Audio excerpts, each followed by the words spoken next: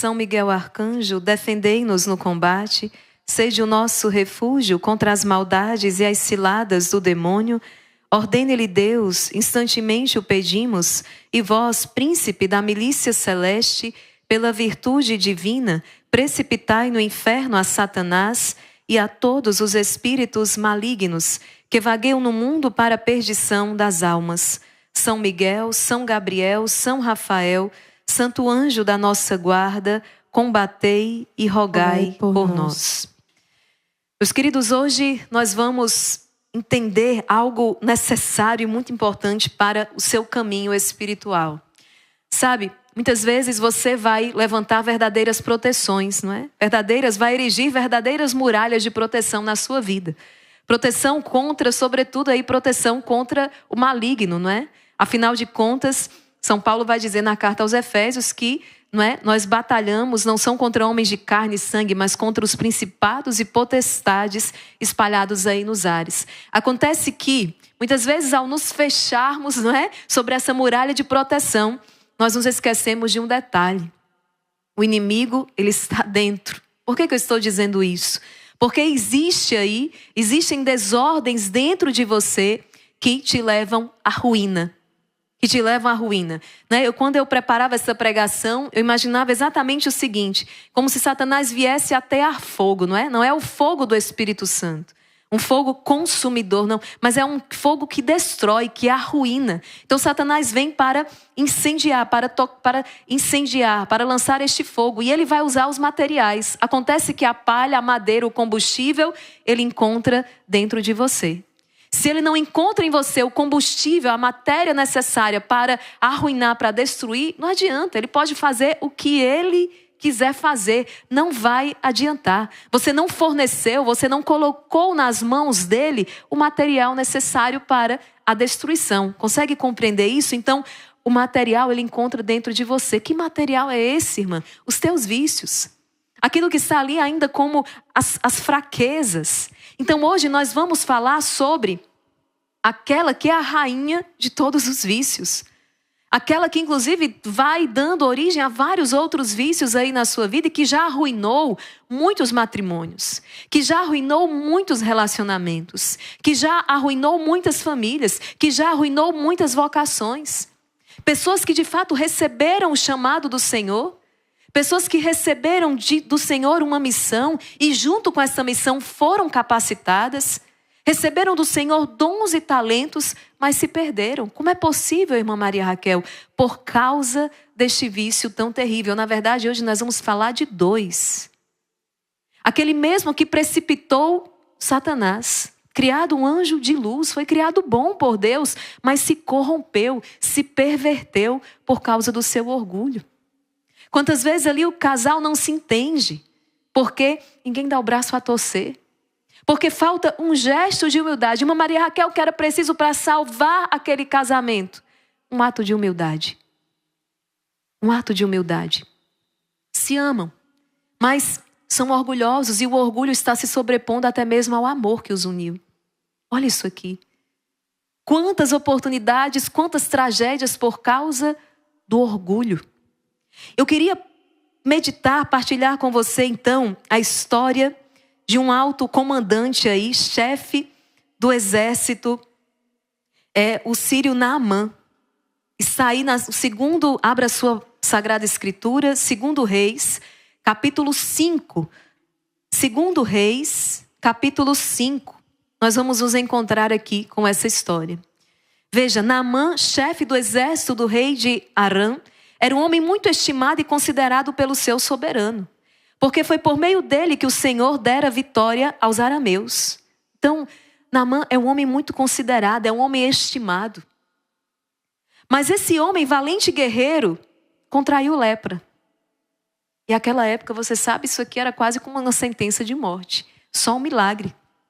Ora, os arameus tinham feito uma incursão e trouxeram da terra de Israel uma menina jovem, que ficava a serviço da mulher de Naamã.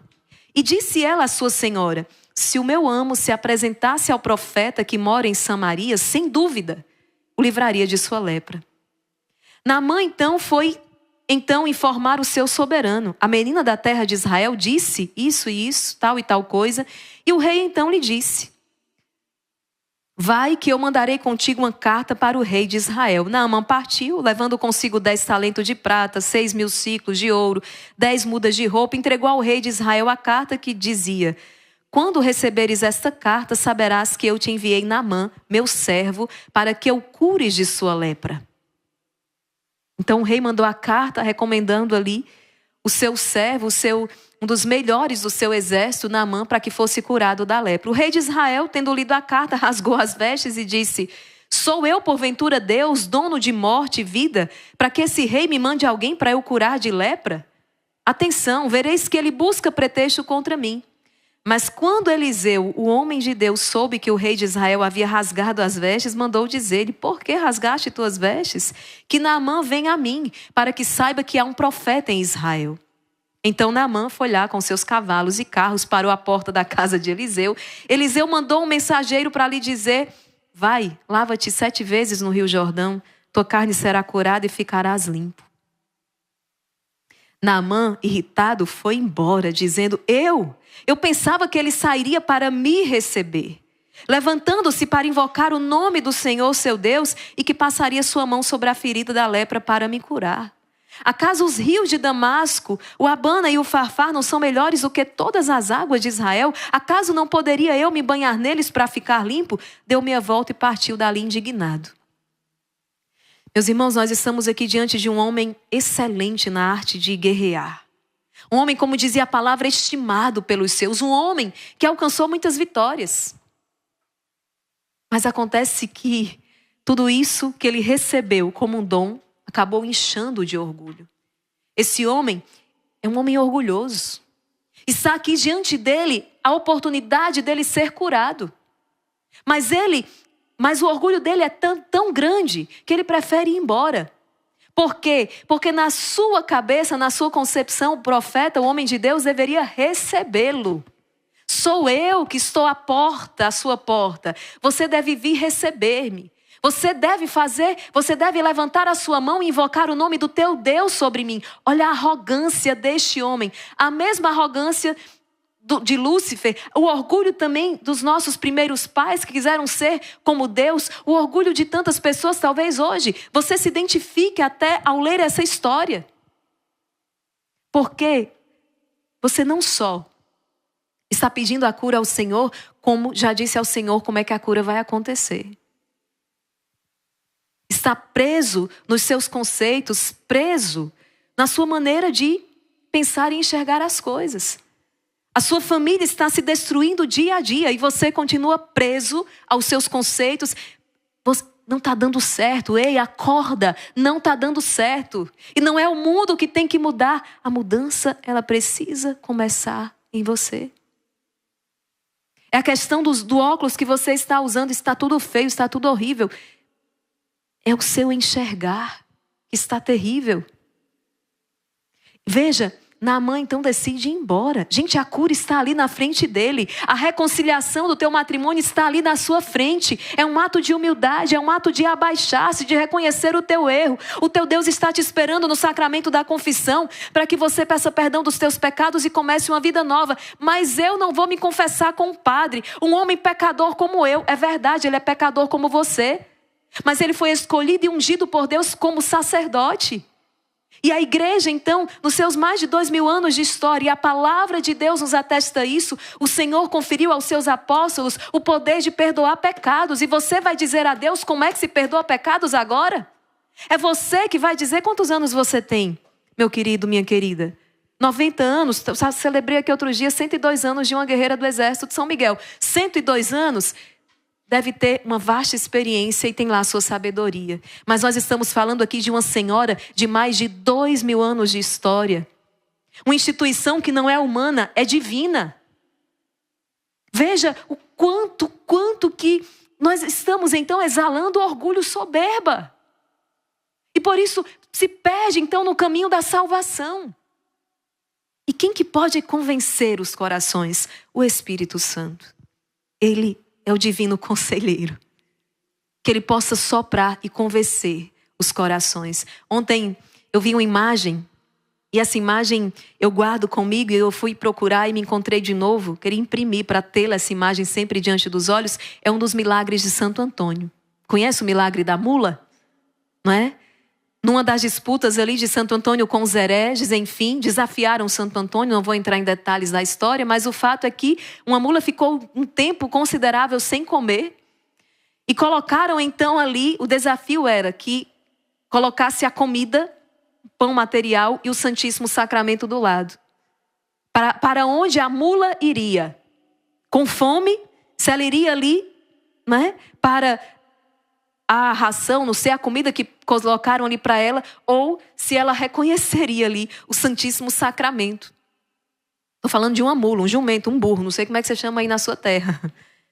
Impressionante, quando soltaram aquela mula, ela com fome correu ali para aquele alimento material, mas quando ela se deu conta do Santíssimo Sacramento, aquela mula se prostrou. Estou falando de uma mula. Se a gente fosse pelo menos como a mula, né? Aquela mula se prostrou. A minha vontade era dizer assim, sejamos como os burros. Aquela mula se prostrou, uma imagem belíssima. Aquele homem, aquele sacerdote erguendo o Santíssimo Sacramento e uma mula prostrada reconhecendo ali o Criador. Porque ela é uma criatura. Eu estou falando de uma mula. É uma mula mesmo, se eu não entender errado, não. Se fôssemos como as mulas, pelo menos. Porque a natureza reconhece o seu Criador. A natureza reconhece e louva o seu Criador. Olha isso. E quantas vezes se passa diante do sacrário e não se faz como a mula. Pelo menos, não é? Veja, isso precisa falar aos nossos corações. Outro dia, Santo Antônio também, um dos seus milagres, pregando, e o homem desprezava a palavra de Deus. Santo Antônio foi ali pregar no rio, e os peixes começaram a pular, e ele ali a pregar para os peixes. Mais uma vez, Santo Antônio dizendo, está vendo? A natureza reconhece o Criador, e tu, ó homem, não reconheces o teu Deus? Então veja, esse homem, o sírio Naamã, coberto de lepras, estava ali para morrer e vai embora por causa do seu orgulho. Mas a palavra vai dizer o seguinte: chegaram-se a ele os seus servos que diziam, Naamã, se o profeta te mandasse fazer uma coisa difícil, você não teria feito? Tanta coisa difícil esse homem já tinha feito, tinha derrotado exércitos terríveis. Agora, Naamã, ele te pediu para se lavar no rio. Não tem, sabe, o orgulho tira a sanidade mental, o orgulho tira o racional, o orgulho ele tira tudo, você fica irracional. Olha o que esse servo está dizendo, o que é um bom conselho, o que é um bom conselheiro. Naamã, deixa eu te trazer para a realidade. Se ele te tivesse pedido uma coisa difícil, você faria, eu tenho certeza, mas ele te pediu uma coisa tão simples. Homem, pelo amor de Deus, vá se lavar logo nesse rio. A gente já andou para chegar até aqui. E a palavra vai dizer, Naamã desceu então e mergulhou 7 vezes no Jordão, conforme o homem de Deus tinha mandado. E o que é que aconteceu? Diz a palavra, a sua carne tornou-se semelhante à de uma criança. Ele ficou limpo. Ele ficou limpo. Ele foi curado. A humildade cura o coração. A humildade, a obediência, ela é fruto exatamente desse coração humilde. Obedece ao Senhor. Obedece ao Senhor teu Deus, experimentará a tua salvação. Então, por causa da Naamã, porque obedeceu então a palavra daquele profeta, mesmo que a contragosto, ele contempla um milagre. Ele conseguiu vencer o seu orgulho. Ele poderia ter desperdiçado a cura da sua vida. Porque, na verdade, quem estava apodrecendo não era a carne de Naamã. O que gerou a lepra foi a podridão do seu coração. Naamã tinha um coração orgulhoso. E o que o Senhor quis abater foi exatamente o orgulho de Naamã. Foi preciso ele passar por tudo isso para gerar no seu coração a humildade. Veja o quão grandioso é o que nós estamos partilhando hoje aqui. O orgulho de Naamã era pior que a lepra que dilacerava o seu corpo. Isso é grandiosíssimo. Vamos então ver o que Dom Lourenço hoje nos traz a respeito deste mal tão terrível, o orgulho. Ele está chamando a sua atenção para o seguinte: mesmo na virtude que você adquire, o demônio vai tentar te enganar. Eu já estou há tantos anos caminhando. Maria Raquel, isso aí de autoconhecimento, ó, eu já passei por isso aí, eu já estou aí, ó, tô nas moradas, já perdi até a conta, já estou lá dentro, quase entrando ali na sala do rei. Cuidado, porque só pode cair aquele que está de pé. Quantas pessoas, certamente você conhece alguém. Conhece alguém que era ali da frente. Aquele homem estava na frente do terço dos homens. Era ministro de música, pregava a palavra, não é? Coordenava aqui todos os setores. Eu conheço. Infelizmente, tem uma recordação de muitas pessoas. E que caíram. E caíram feio. E não digo isso aqui num tom de julgamento, não. Porque isso serve de um alerta. Peraí. Ninguém está seguro, não. Ninguém está seguro. Enquanto há uma carne viva aqui se debatendo, nós somos chamados à vigilância. Aquilo que Jesus falou no horto. Vigiai e orai, porque o espírito está pronto, mas a tua carne é fraca. Então, mesmo na virtude que você adquirir, estou trabalhando tal virtude, né? Nossa, consegui vencer aquele vício, mesmo naquela virtude que você adquiriu, o demônio vai tentar te enganar, tornando-a uma ocasião de ruína. Agora pronto. Quer dizer que aquela virtude que eu lutei para adquirir pode ser uma ocasião de ruína para mim? Pode. Pode ser uma ocasião de ruína para você. Nós estávamos nas vésperas da Quaresma de São Miguel, o Senhor me deu uma palavra.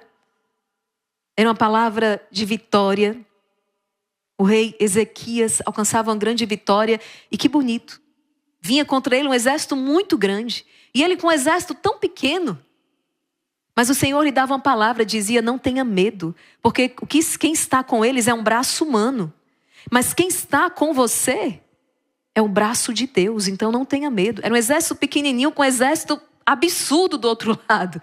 Mas o Senhor disse: não tenha medo. Porque quem está com eles é um braço humano. Mas quem está com vocês é o braço de Deus. Olha que palavra poderosa.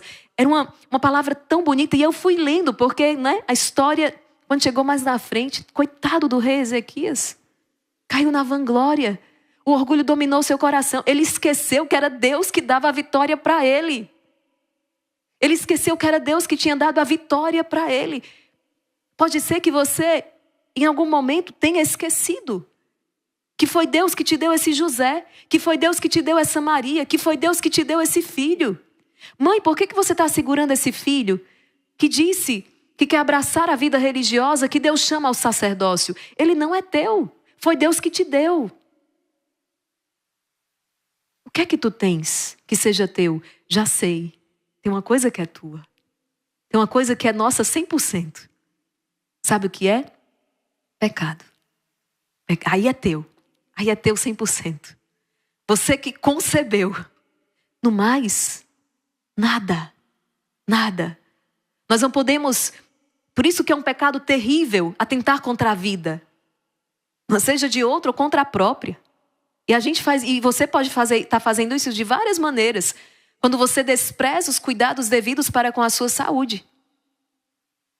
Aqui é uma falta. E dependendo do nível, podemos estar numa falta grave. Atentar contra a vida não é só o caso, o máximo lá, não é, da pessoa, do suicida que de repente com arma de fogo, enfim. Não.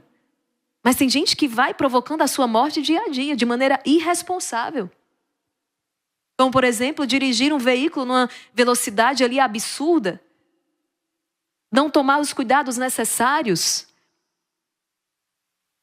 Nós precisamos ter cuidado com isso e olha, é uma falta terrível porque você não se deu a vida. Você recebeu a vida como um dom.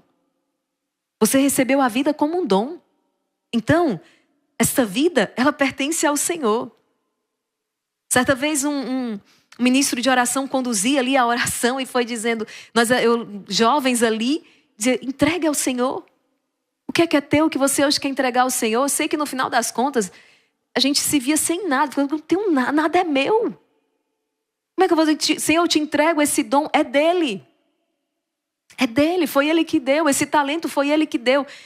Certa vez São Jerônimo passou por essa experiência na gruta, ele passou 30 anos traduzindo a Sagrada Escritura para nós devemos isso a São Jerônimo. E ele teve uma experiência de ver o menino Jesus. E o menino Jesus dizia para ele, Jerônimo, o que é que você vai me dar de presente, né? E São Jerônimo foi tentando, buscando uma coisa ou outra, não tinha. E o menino Jesus disse, Jerônimo, o que é que você tem de teu? O que você tem de seu é o pecado. Me entregue o pecado. Eu quero receber o teu pecado. Eu quero receber o seu pecado. Não fique para você, não guarde para você não. Me entregue. Me entregue o seu pecado. Então, nós estamos hoje refletindo sobre esse engano, esse ardil da serpente infernal.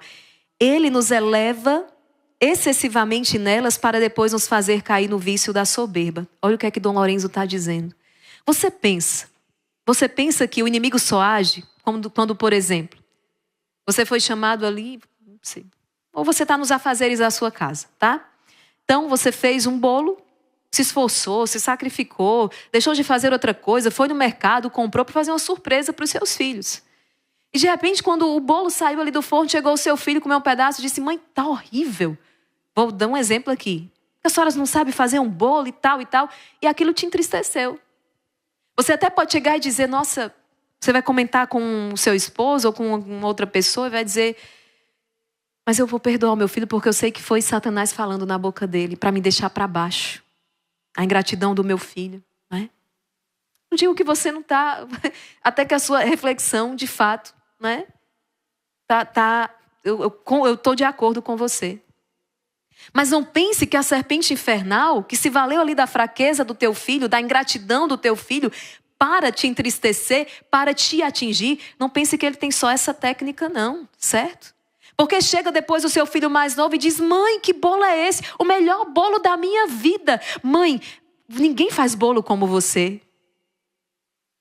E aí, nossa, ninguém faz bolo como eu. Não, mas eu faço bolo bem de verdade. Você fica pensando aqui, eu sou a melhor boleira aqui da minha família. E aquilo vai lhe enchendo, sabe? Aquilo vai alimentando o seu ego. O problema aqui não está no que o seu filho disse. O problema aqui não está no dom, no talento que você tem de fazer bolo bem feito. O problema aqui não está nisso. Mas o problema é como aquilo reverbera dentro de você. Qual a atitude correta, então, irmã Maria Raquel? Dizer, bendito seja Deus, meu filho, né? Ou se não para o seu filho, mas aqui no seu coração, imediatamente entregar esse louvor para o Senhor. Senhor, a ti toda a glória. A ti toda a glória. Eu lembro, há muito tempo atrás, quando ia a algum show, a nossa Madre Kelly, naquele tempo, né, era comum as pessoas ali ficarem, né, Kelly, Kelly. E a Madre Kelly, sim, ela começava a dizer Jesus, Jesus, Jesus, Jesus. Porque se fosse por si mesmo, nem falar conseguiria. Recebemos tudo dele como um dom. Por que Dom Lorenzo está dizendo, por que você vai se engrandecer? Outro dia eu via, algum tempo atrás, uma cantora gospel, né? De milhões. A música dela é música, assim, de milhões. E de repente um acidente. E esta mulher se encontra num estado quase que vegetativo. Uma vitória ali a cada dia. Eu não sei detalhes do estado em que ela se encontra, mas é um estado quase como que vegetativo. Uma pessoa que num dia estava ali no palco cantando para uma multidão, milhões de pessoas, milhões de seguidores, no outro dia está em cima de uma cama. Mal consegue articular uma palavra. E tem que louvar a Deus pelo dom da vida. Mas veja, a fragilidade humana. Basta dar um curto-circuito aqui, ó. Dá um curto-circuito aqui, meu Deus, pronto. Acabou. Nós somos como esta vela acesa por Deus e que apagar-se-á a qualquer momento. É isso que Dom Lourenço está chamando a atenção. Você que empreendeu, eu sei que eu estou falando com pessoas que estão empreendendo um caminho de perfeição. Eu sei que eu estou falando com pessoas que estão desejosas de uma vida diferente, então de um caminho diferente, de um caminho, eu quero caminhar na santidade. Eu não quero comungar com esse mundo enlouquecido que está aí, não. Eu quero viver com o meu Senhor. Eu quero uma vida em santidade, eu quero viver como cristão católico, eu quero ter vivência dos sacramentos, eu quero fazer aquilo que Deus me pede, mas depois de ter feito tudo, meu querido, minha querida, dizer, uma Maria Joana é a passagem, não fiz mais do que a minha obrigação. Depois de ter feito tudo, poder dizer, eu não fiz mais do que a minha obrigação. Entende? Olha o que Dom Lourenço está dizendo. A importância de se refletir sobre a soberba. É a rainha de todos os vícios. Foi pela soberba que se deu a queda de Lúcifer e de Adão e Eva. Em Eclesiástico capítulo 10, versículo 15, a soberba é o início de todo o pecado. Evangelho segundo São Lucas. Vamos lá, abra a sua Sagrada Escritura. Evangelho segundo São Lucas, capítulo 17, versículo 10. Versículo 10. Qual de vós, tendo um servo, versículo 7 e seguintes. Qual de vós, tendo um servo ocupado a lavrar ou guardar o gado, vai lhe dizer quando chega do campo, vem depressa para a mesa, não dirá antes, prepara-me o jantar, cinge-te para me servir, enquanto eu como e bebo, e depois tu poderás comer e beber? Será que o Senhor vai agradecer ao servo porque ele fez o que lhe havia ordenado? Assim também vós, quando tiverdes feito tudo o que vos ordenaram, dizei, nós somos simples servos, só fizemos o que devíamos fazer. Eu não fiz mais do que a minha obrigação. Eu não fiz mais do que eu devia ter feito. Qual o teu dever hoje? Pode ser que as pessoas não te aplaudam por isso. Você, mãe, que aqui está, esposa, mãe, qual o teu dever primeiro? Teu dever cuidar da tua família? Teu primeiro dever, né? Vamos lá do início. É Deus.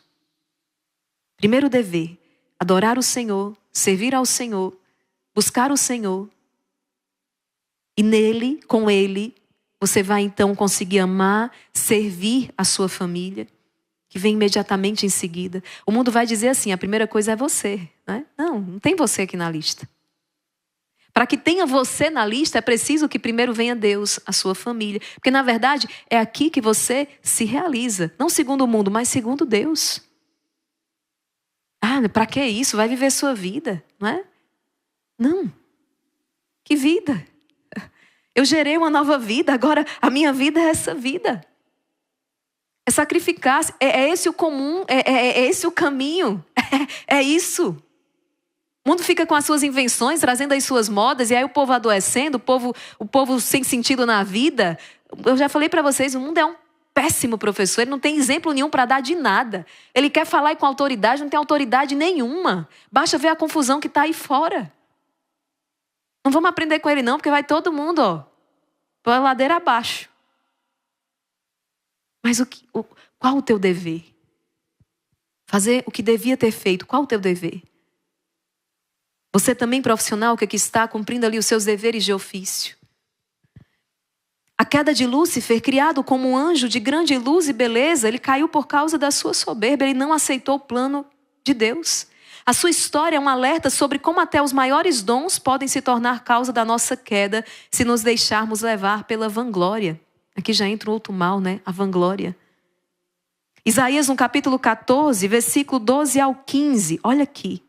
Essa palavra, ela aplica-se, então, a este fim terrível deste anjo, criado bom, deste anjo de luz. Isaías, capítulo 14, versículos do 12 ao 15.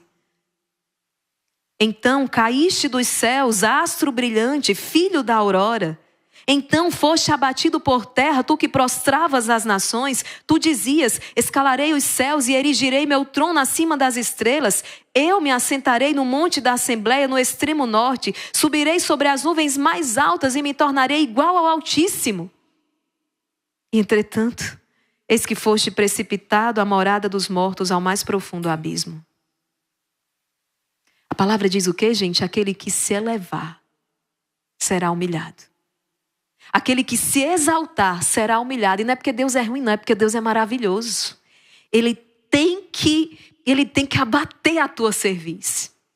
Quando nós vamos na gruta em Belém, na Terra Santa, na Basílica da Natividade, na Basílica onde nasceu o menino Jesus, né? Um Deus tão grande. Como é que um Deus tão grande se faz tão pequeno?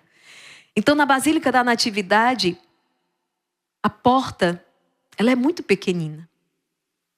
Tem ali algumas explicações, os tempos de guerra, então, para que os homens não entrassem com os cavalos, mas há um sentido espiritual muito forte. A porta, ela é pequena. Então, para você entrar necessariamente, a menos que seja uma criança, mas para você entrar necessariamente você precisa abaixar-se. Não tem jeito, você vai ter que se abaixar para entrar na Basílica da Natividade. Para contemplar o teu Deus. Não tem outro jeito. Só um coração humilde pode enxergar a face de Deus. Os orgulhosos não vão entrar no céu. Os orgulhosos não vão entrar no céu. E sabe, aquilo que vai acontecendo de dificuldade no nosso dia, Ai, Maria Raquel, mas também, se você tivesse essa pessoa na sua vida, você ia saber como é que era. Se você tivesse aquela pessoa, bom, as suas escolhas foram as suas escolhas, mas olha aqui. Na verdade, nós já falamos sobre isso.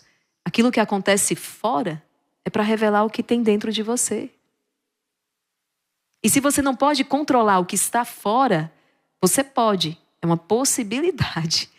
Com o auxílio do Espírito Santo e com esforço, com a ascese, você pode controlar o que vai dentro. Eu dizia isso partilhando com uma pessoa outro dia, na direção espiritual. A pessoa dizia, mas é porque a minha mãe me pressiona muito. Tá? Pode ser que exista uma pressão ali por parte da mãe, e certamente há. Mas eu dizia para aquela pessoa, já uma adulta, eu dizia, você acolheu esta pressão e hoje você se autopressiona. Você acolheu esta pressão da sua mãe e, na verdade, hoje você se pressiona. Porque senão, gente, é fora daqui, é fora de mim. E pressão a gente sofre de fato o dia inteiro. Quem é que hoje não sofre pressão? É pressão dos pais, é pressão daqui, é pressão dali. Eu não estou falando aqui, né, falando aqui com um adolescente, com uma criança, é uma outra coisa. Mas com adultos já formados, pessoas já aí, a gente precisa aprender a lidar com as situações e dizer, e saber aquilo que a gente vai permitir que entre, o que a gente vai dizer, fica na porta, não vai entrar. Porque senão a gente enlouquece. Imagina quantas pressões ao longo do dia. Eu sofro aqui, você sofre aí, e nós precisamos aprender a lidar, não é ser indiferente a elas. Não é ser irresponsável com as demandas que nós recebemos, mas é saber administrar isso aqui dentro. Primeira coisa, não sou Deus. O rei disse aqui, por acaso eu sou Deus para curar esse homem? Não sou Deus. Ufa, tem que agradecer todo dia. Ou coisa difícil deve ser Deus. Não sou Deus. Não vou resolver os problemas de todo mundo. Não vou conseguir, por mais que eu me esforce, eu não vou conseguir trazer a solução para toda essa confusão que está aí. Mas eu conheço quem pode. Eu conheço quem pode. Quando certa vez, você com certeza, se não vai conhecer agora essa história de Santa Teresa de Calcutá, quando as suas filhas espirituais a procuraram porque não estavam tendo tempo suficiente para cuidar da quantidade de enfermos, e por isso pediram que reduzisse o tempo de adoração, qual a resposta que ela deu? Se fazíamos 1 hora, vamos agora fazer 2. Porque nós não estamos dando conta. E quem resolve nunca foi você. Como é que a minha família vai viver sem mim? Gente. É do jeito que Deus permitir. Sua família não vive sem Deus, não é? Como é que eu vou viver sem essa pessoa? Vivendo. Eu não consigo. Como é que eu vou viver sem esse filho? Vivendo. Como é que eu vou viver se eu perco esse emprego, eu perco esse... Vivendo. Porque aquilo que é essencial, aquilo que sustenta o teu ser, não são essas pessoas, não são as coisas, mas é o teu Deus. Então isso, dar-se conta disso já ajuda muito. A queda de Adão e Eva elucida a manifestação do pecado da soberba. Catecismo da Igreja Católica, abre no parágrafo 398. Catecismo da Igreja Católica, parágrafo 398. Por sua própria vontade, o homem preferiu a si mesmo a Deus, desprezando assim Deus e as exigências de seu estado de criatura. Já estava no plano de Deus fazer-nos deuses, por participação, não é? Não por natureza, não somos, mas por graça.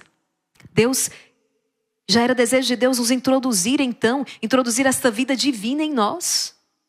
Mas o homem quis fazer do seu jeito e por isso estragou tudo. Quantas vezes você na ânsia, olha, é no desejo de salvar. No desejo de salvar a sua casa, a sua família, você começa a fazer as coisas do seu jeito. E você se coloca ali na frente de Deus. Ou até mesmo quando você quer realmente salvar essa relação com as suas forças humanas. Quantas mulheres entram numa escravidão, achando que vão sustentar aquela relação por causa dos seus dotes, por causa da sua beleza, por causa do... E não vão. É questão de tempo. É questão de tempo. Qual é a rocha sobre a qual se edifica a casa, a nossa vida, a nossa família? É Cristo. É Cristo. E se não vem dele, está vindo do maligno. Pode ser até que aquela empresa esteja galgando vitória em vitória, sucesso em sucesso. Mas se isso não está vindo da mão de Deus, é maldito. E não está colaborando para a tua salvação. Mas o demônio está lá. O demônio está lá, colocando riqueza. O demônio está lá, fazendo a parte dele para que a coisa lhe dê certo. O demônio, por quê? Porque ele está perdendo tua alma. Ele está perdendo a tua alma. Então, foi a soberba que seduziu nossos primeiros pais e esta foi a primeira escolha de desobediência a qual trouxe a ruptura da comunhão com Deus. O homem preferiu a si mesmo a Deus. Eu posso aqui estar falando com pessoas que estão dentro de um ministério, dentro de uma pastoral. Mas há muito tempo que as coisas já não são feitas como Deus quer. Porque falta oração, falta escuta. Então as coisas estão sendo feitas aí na pastoral, aí no ministério do seu jeito. E na verdade, não está prestando um serviço a Deus, é um serviço a si mesmo. De maneira disfarçada. Eu estou aqui tentando tirar o engano de Satanás, porque eu sei que muitas pessoas que estão estão no engano, estão na ignorância. É uma ilusão. São Tomás de Aquino afirma que é possível interpretar a soberba em 3 sentidos distintos. Primeiro, como um apetite desordenado da própria excelência, né? A qual se chama também de amor próprio. Olha aqui o amor próprio. Se Satanás tem um sinônimo, é amor próprio. Esse amor tem que estar canalizado para o Senhor, é o amor a Deus. Um apetite desordenado da própria excelência. Quando cederam à tentação de Lúcifer, Adão e Eva pecaram por um apetite desordenado da própria excelência. Quiseram ser como Deus por usurpação. E é ou não é o que acontece hoje? Eu tenho certeza que quando você peca, que quando você erra, o que é que você está querendo com isso? Ser infeliz? Não. Você vai por um caminho de vício, de gula, de luxúria, etc, etc, tentando abocanhar alguma coisa que te dê felicidade. E o que você consegue comer é prazer, mas não felicidade. Na verdade, você vai se tornando mais e mais infeliz. É o mesmo passo de Adão e Eva. Eles fizeram o que fizeram porque queriam, tinham uma ânsia de ser como Deus. E talvez, gente, esse desejo estava escrito no coração, fosse um desejo, olhando aqui de maneira pura, não é? Um desejo de unir-se a Deus, um desejo de ser como Deus no sentido de estar com Ele, de ser um com Ele. Na verdade, o teu desejo de felicidade, ainda que você não saiba, é um desejo de unir-se àquele que é a felicidade, que é o próprio Deus. Mas eles fizeram isso por usurpação e não por graça. Você muitas vezes está fazendo isso através do pecado. É um engano, é uma ilusão. Na segunda, como um certo desprezo atual de Deus. Não submeter-se aos seus mandamentos. Não, eu conheço um jeito melhor, né? Quando você despreza os mandamentos de Deus, quem te fez, é como você dissesse, não, eu tenho um caminho melhor. Eu comparo muito quando um produto, um fabricante, ele confecciona, ele faz um produto, ali vem um manual, porque foi ele que fez. Então, lava com esse produto, não lava com aquilo, bota a tampa aqui, o funcionamento é assim, a tomada é tal. Mas é de repente como se aquele aparelho ganha ouvido e disse, não quero nada disso, eu não quero ser lavado com esse produto, eu não quero naquela tomada, eu não quero assim, eu quero de outro jeito. O que é que vai acontecer? Danificado, vai ser danificado. A gente, quando despreza o mandamento, está desprezando o manual. E vamos sofrer os danos. Terceiro, como uma certa inclinação a esse mesmo desprezo que vem da corrupção da natureza humana pelo pecado original. O desprezo de Deus, a inclinação a esse desprezo de Deus. Então aqui está o orgulho. Em tudo isso está o orgulho. Em tudo isso está o orgulho. São Gregório Magno afirmava que a soberba se manifesta de 4 modos. Quando estimam possuir o bem graças a ele próprio, aquele bem, você acha que, vejam, eu sou.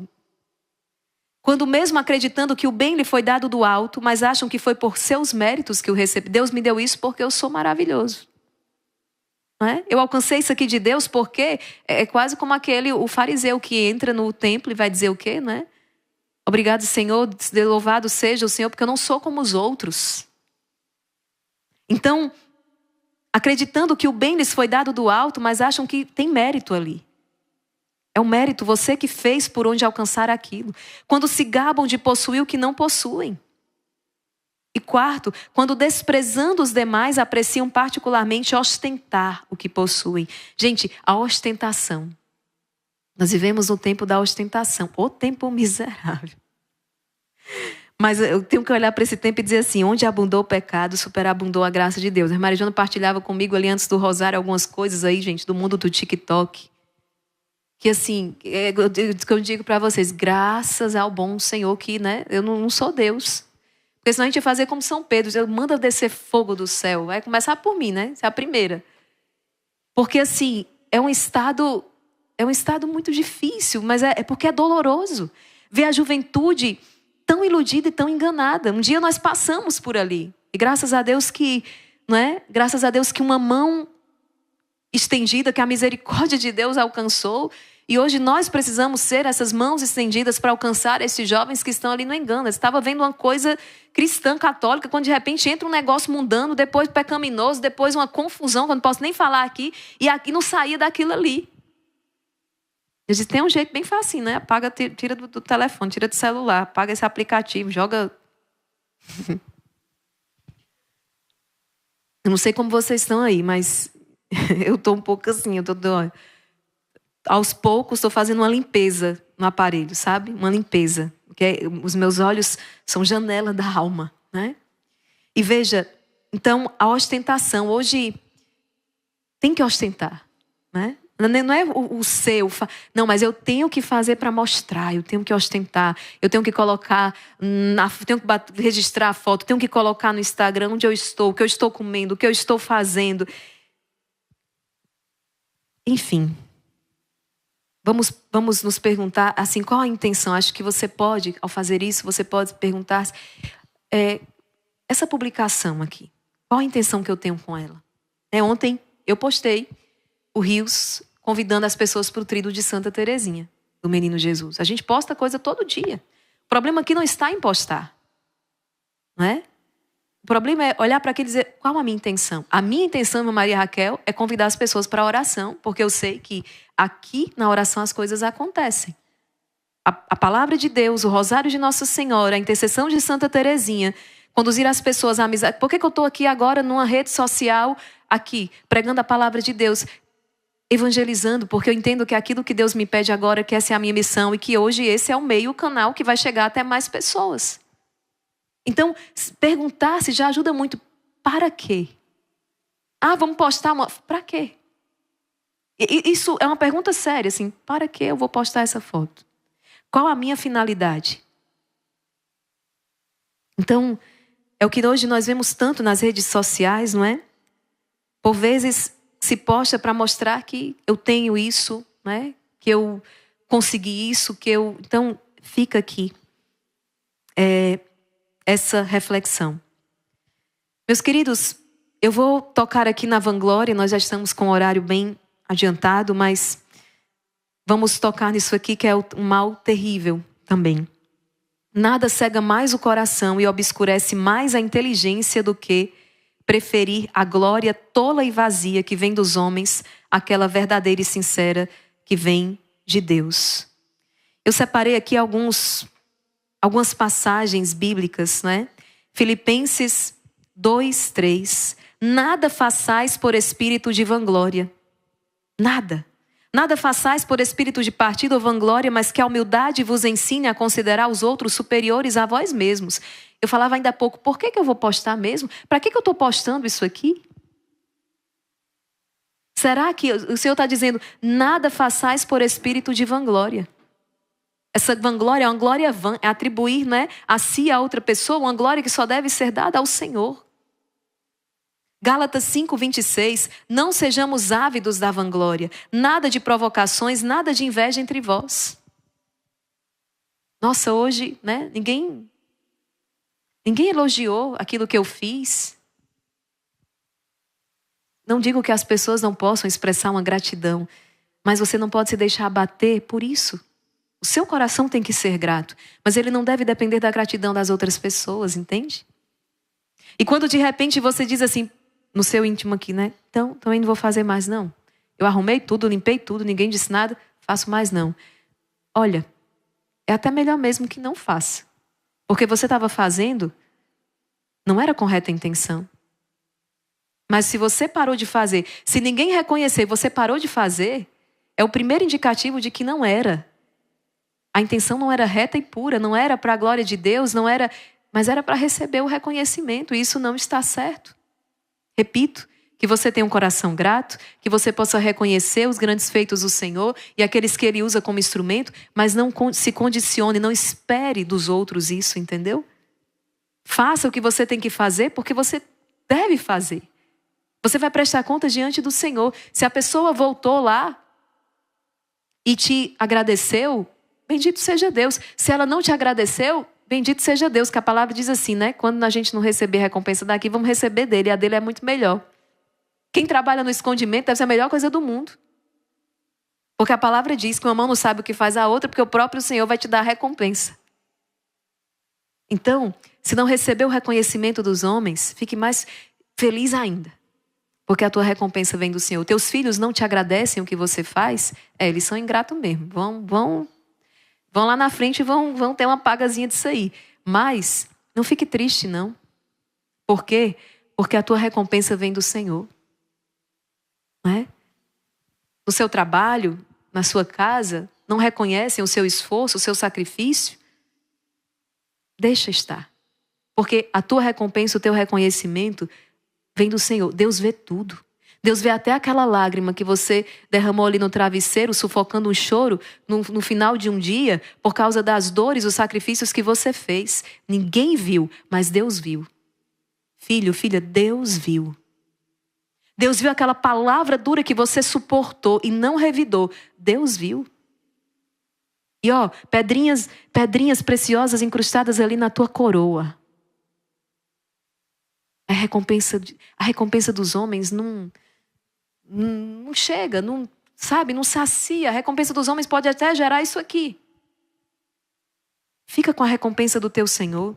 Jeremias 9, 23, 24. Aquele, porém, que se quiser vangloriar, glorie-se de possuir inteligência e de saber que eu, seu Senhor, exerça a bondade, direito e justiça sobre a terra, pois nisso encontro o meu agrado. Mateus capítulo 6, versículo 1, 2. Guardai-vos de fazer vossas boas obras diante dos homens, para serdes vistos por eles. Quantas vezes Jesus falou isso aqui para os fariseus e mestres da lei? Parem de parecer, não é? Parem de viver dessa aparência. Guardai-vos de fazer vossas boas obras diante dos homens, para serdes vistos por eles.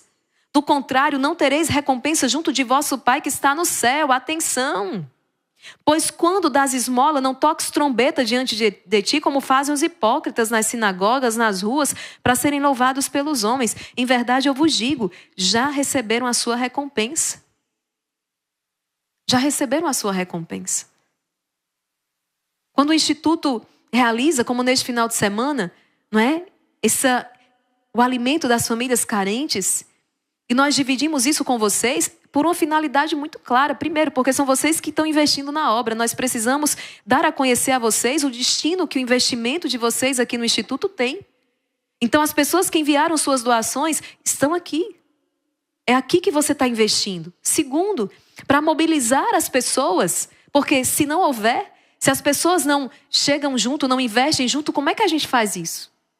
A gente só consegue fazer porque as pessoas doam. Então, é preciso pedir as doações para que o trabalho aconteça, e o trabalho acontecendo, é preciso dizer, olha, é aqui que está sendo investido. Mas não é para dizer assim, olha como o Instituto Hesed é melhor porque faz isso. Não, porque isso é o nosso dever, a nossa obrigação. Nós não estamos fazendo mais do que nós deveríamos fazer. Por que a gente vai se... porque eu... Não. É aquilo que o Senhor espera de nós, é aquilo que o Senhor nos pede. Entende? Então, aquele para quê que eu falei, para que eu vou postar? Para que eu vou publicar? Para que eu estou dando a conhecer isso aqui? E é impressionante como aquele exemplo ali, como aquela postagem começa a suscitar em tantos corações o desejo de ajudar as pessoas. Basta você ver ali nos comentários. Então, é a finalidade. Jesus está dizendo isso aqui. Não façam as boas obras para serem vistos por eles. Não é por isso. Não é essa a intenção. 1 Coríntios 13, 4. A caridade é paciente, bondosa. Ela não é orgulhosa, ela não é arrogante. O verdadeiro amor, ele não é orgulhoso, ele não é soberbo. Que nós possamos hoje pedir ao Senhor a graça de um coração humilde. Vamos lá, eu trouxe todo o trabalho, não é? Agora, Catecismo da Igreja Católica, parágrafo 2481. A vanglória constitui um pecado contra a verdade. Dom Lorenzo, se alguma vez perceber que por alguma graça que Deus lhe deu, ou privilégio que Ele lhe concedeu, os outros a amam e a estimam como boa, esteja firmemente fixa em si mesma, sem se orgulhar ou afastar de um só ponto desta verdade e conhecimento, então, voltando-se interiormente para Deus, você lhe dirá do fundo do coração, nunca permita, Senhor, que eu seja alguém que queira roubar a honra que te é devida e se apropriar das graças que são tuas e vêm de ti, a ti louvor, honra e glória e a mim confusão. Olha o que Dom Lorenzo está dizendo. É aquilo que nós falávamos no início. Se recebeu algum reconhecimento ou elogio de alguma coisa, diga, Senhor, nunca permita que eu roubes a tua glória. Nunca permita que eu me aproprie dos dons que são teus. A ti toda a honra, glória e louvor. E se volte para a pessoa que te louvou e diga, de onde venho para que me julgue boa? Se na verdade só Deus é bom e só suas obras são boas. Aquilo que Jesus falou para o jovem rico, não é? De onde venho para que me julgue bom? Se na verdade só Deus é bom e só suas obras são boas. E fazendo assim e dando ao Senhor o que é seu, terá afastado de si os inimigos e se disposto a receber maiores graças e favores. Olha isso aqui. Quando você é tentado então ali e você vence com a humildade, combate a soberba com a humildade, a vanglória, dando a glória a Deus, o inimigo é obrigado a afastar-se e você está disposto a receber mais graça, mais bênção, mais favores do Senhor. Do contrário, você cai. E a queda aqui funciona, eu posso dizer, quase como que um remédio. Como alcançar vitória contra a soberba e a vanglória? Reconheça que é nada, que nada sabe, que nada pode, que em si mesmo só há misérias e defeitos, merecendo apenas uma condenação eterna. Para se vencer a soberba é preciso combater com a arma da humildade. Santa Teresa diz, a humildade é a verdade. Para entrar no campo do verdadeiro conhecimento de si, use esta regra. Sempre que considerar a si mesmo e suas obras, consideres apenas o que é seu e não o que é de Deus e de sua graça divina. Então, valorize, mas como realmente é. Se considerar o tempo antes de ser gerada, verá que era puro nada. Se considerar o tempo presente, verá que é quem é apenas pela bondade de Deus. Apenas pela bondade de Deus. Se Ele retirar o que é dele, o que lhe resta? Nada. Porque sem dúvida, se a divina onipotência por um único momento a abandonasse, você voltaria imediatamente ao seu nada. Ao seu nada. A oração, um exemplo claro dessa dicotomia entre soberba e humildade, você encontra, abra sua Bíblia, Lucas 18, versículo do 9 ao 14. Você vai ler depois esta passagem. É a oração do fariseu e do publicano. Lucas, vou deixar como dever de casa. Lucas capítulo 18, versículo do 9 ao 14. O fariseu e o publicano vão rezar no templo. Mas um volta para casa justificado, o outro não. Por fim, meus queridos, temos mais tempo não, né? Não confunda a virtude da humildade com a pusilanimidade, né? Ou seja, quem é o pusilânime? É aquele que é fraco de ânimo, né? De decisão, de firmeza. Dom Lorenzo vai dizer, em outro grande equívoco, caem também muitos atribuindo à virtude aquela fragilidade e inquietação que se segue depois do pecado. Quando você peca e erra, e aí você começa, também eu não consigo nada, eu não faço nada. Aí a pessoa vai se entristecendo, vai se abatendo, vai definhando, porque não é nada, porque eu não sou nada, porque ninguém me ama, porque ninguém me quer. Esse não é humilde, Dom Lorenzo está dizendo. Esse é um orgulhoso. Olha o que Dom Lorenzo está dizendo. A pusilanimidade. Na verdade, isso aqui não é virtude, isso aqui é terrível. Uma fraqueza de ânimo. O humilde, diante da queda do erro, existe uma dor de arrependimento, mas um olhar que se volta para Deus e diz, vamos de novo. Vamos começar de novo. Deveriam saber que isso nasce, esse desgosto, pesar, nasce da sua oculta soberba e presunção, baseada na confiança que depositava em si mesmo e em suas próprias forças. Ao se apoiarem nas suas forças, devido à autoestima que tinham por si, reconhecendo depois pela experiência da queda, quando lhe faltou, se perturbam e se surpreendem como se fosse algo novo. É o que São Francisco de Sales vai dizer. Por que te admiras que a miséria seja miserável? Que a fraqueza seja fraca? Por que estás admirado? A pusilanimidade consiste no desânimo de quem acha que nunca vai chegar a ser santo. E por isso imita aquele servo mau e preguiçoso que enterra os talentos na terra. Mateus capítulo 25, versículo 14 seguintes. Ou Lucas 19, 12 seguintes. Esse é o pusilânime, aquele que se entrega ao desânimo. Acha que nunca vai ser santo e vai fazer como servo mau e preguiçoso. Enterra os talentos na terra. Catecismo da Igreja Católica. Quanto de mais alto se cai, mais machucado se fica. Cuidado. O desânimo doloroso é o reverso da presunção. Quem é humilde não se admira da sua miséria. Ela leva ao ter mais confiança e a manter-se firme na constância. Opa, peraí, vou ficar bem pertinho aqui do meu Senhor, porque se Ele me solta, já era. A humildade, ela leva a isso. Confiar em Deus, desconfiar de si. Santa Teresa d'Ávila, a grande Santa Teresa, doutora da igreja, sofreu muito com esse pecado. No início de sua caminhada, chegando a abandonar a vida de oração por causa dele. Olha o que ela vai dizer. Que humildade tão soberba o demônio inventava em mim. Faço agora o sinal da cruz e creio que não passei por perigo maior do que essa invenção que o demônio me ensinava como se fosse humildade.